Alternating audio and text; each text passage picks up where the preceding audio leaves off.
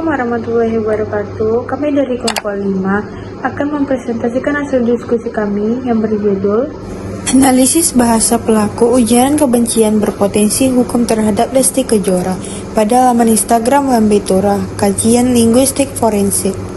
Nah, sebelum itu izinkan saya memperkenalkan anggota kelompok 5 terlebih dahulu. Yang pertama ada Gina, yang kedua ada Emila, yang ketiga ada Anita, yang keempat ada Aisyah Nuria, dan yang kelima ada saya sendiri, Ica Widya Pratiwi. Nah, tanpa berlama-lama lagi, mari saja kita lanjut ke videonya. Selamat menyaksikan.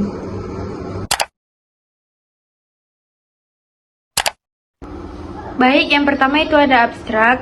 Ujaran kebencian atau pencemaran nama baik termasuk dalam kasus kejahatan berbahasa. Fenomena ini merupakan fenomena yang menarik untuk dikaji dalam bidang linguistik forensik.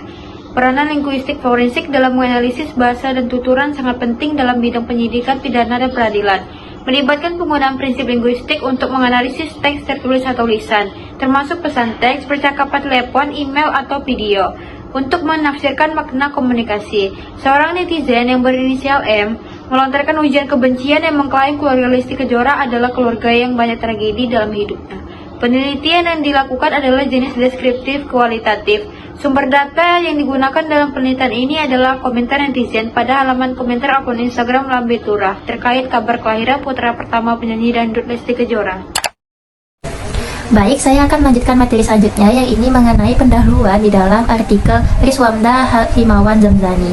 Nah, pada bagian pendahuluan di dalam artikel Rizwamda terdapat 3 poin, yaitu yang pertama konsep bahasa, tuturan, dan ujaran. Nah, konsep bahasa merupakan salah satu dari segala aspek lainnya memegang peranan penting dalam perkembangan intelektual, sosial, dan emosional manusia.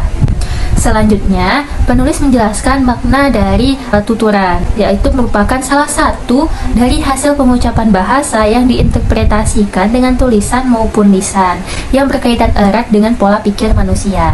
Nah, kemudian penulis menjelaskan pengertian dari ujaran, yang dimana ujaran itu merupakan persamaan dari tuturan, tetapi tuturan lebih berkaitan dengan pola pikir, sedangkan ujaran itu terjadi secara spontan. Ujaran terbagi menjadi 2, yaitu ujaran kebaikan dan juga ujaran kebencian. Selanjutnya, poin kedua yang dibahas di dalam artikel Rizwamda yaitu hubungan antara media sosial, bahasa, dan ujaran. Nah, penulis menjelaskan hubungan atau kaitan antara media sosial, bahasa, dan ujaran yang menjadi poin penting sebagai pengantar atau latar belakang dari permasalahan yang diangkat di dalam judul. Sehingga, penulis berharap pembaca mampu memahami titik permasalahan yang akan dibahas di bagian pembahasan nantinya. Adapun hubungan antara media sosial, bahasa, ujaran, yaitu media sosial merupakan platform yang menjadi tempat manusia saling berinteraksi dengan jarak dekat maupun jauh dan terhubung dengan jaringan internet. Dalam bermedia sosial, manusia lebih sering berinteraksi dan menggunakan bahasa dalam berkomunikasi, sehingga bahasa yang digunakan itu menghasilkan ujaran-ujaran positif hingga negatif. Hal tersebut merupakan hubungan dari media sosial, bahasa, dan ujaran. Nah, poin ketiga yang ada di dalam artikel Rizwamda yaitu peran linguistik forensik dalam analisis bahasa dan ujaran. Linguistik forensik sangat berperan dalam menganalisis bahasa, tuturan, dan ujaran yang dilontarkan kepada korban, yakni Lesti Kejora, dari salah satu hatersnya, sehingga dengan adanya linguistik forensik ini mampu mencerna dan menganalisis apakah bahasa, tuturan, dan ujaran tersebut berpotensi hukum atau tidak. Nah, baiklah, selanjutnya saya akan menjelaskan mengenai metode penelitian yang digunakan pada artikel ini. Penelitian yang dilakukan pada artikel ini merupakan jenis penelitian deskriptif kualitatif. Sumber data yang digunakan dalam penelitian ini merupakan komentar warganet yang terdapat dalam laman komentar akun Instagram @lambe_turah yang berkaitan dengan berita kelahiran putra pertama penyanyi dangdut Lesti Kejora. Nah, adapun langkah-langkah penelitian yang dilakukan dalam penelitian ini, yang pertama yaitu menyimak dengan seksama komentar yang ditulis warganet dan ditujukan kepada Lesti Kejora pada laman komentar Instagram @lambe_turah. Yang kedua, melakukan tangkapan layar terhadap komentar yang dinilai tabu, ujaran kebencian, dan berpotensi hukum.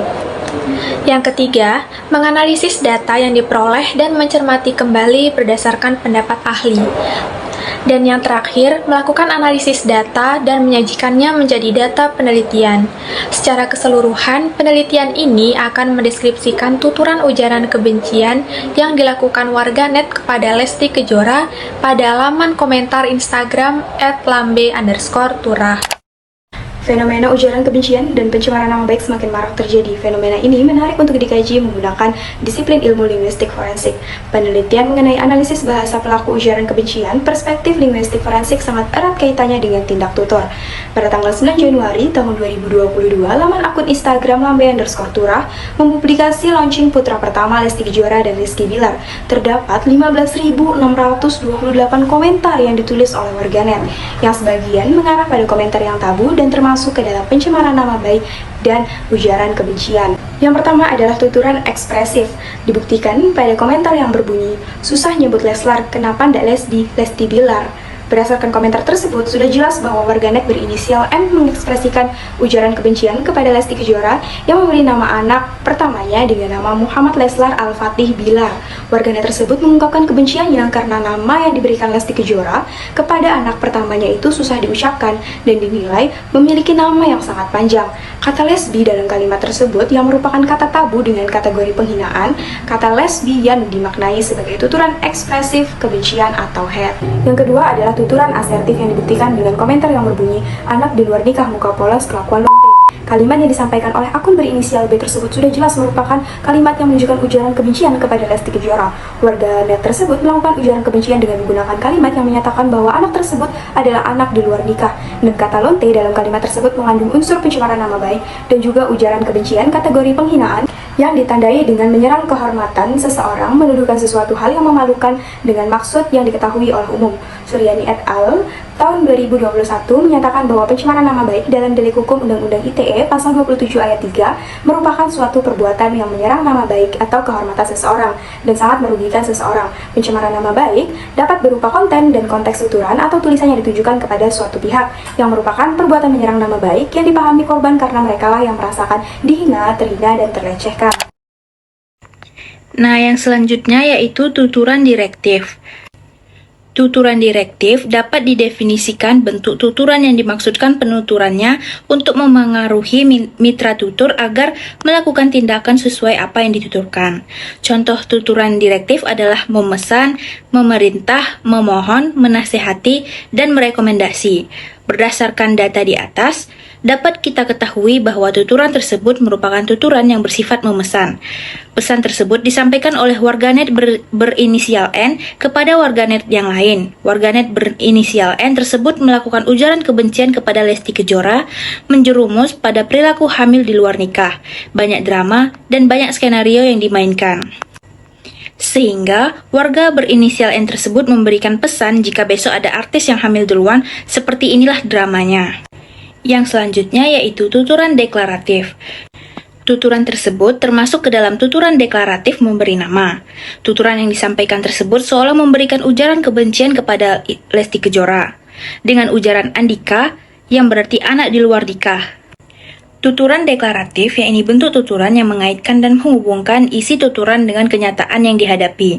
Contoh tuturan ini adalah pasrah, memecat, membaptis, memberi nama, dan mengangkat, mengucilkan, dan menghukum. Berdasarkan hasil analitis di atas dapat diketahui bahwa ujaran berdampak hukum yang diujarkan oleh warganet kepada Lesti Kejora dalam kolom komentar laman Instagram lambe_turah dapat dikategorikan sebagai ujaran kebencian yang berfokus pada lahirnya putra Lesti Kejora.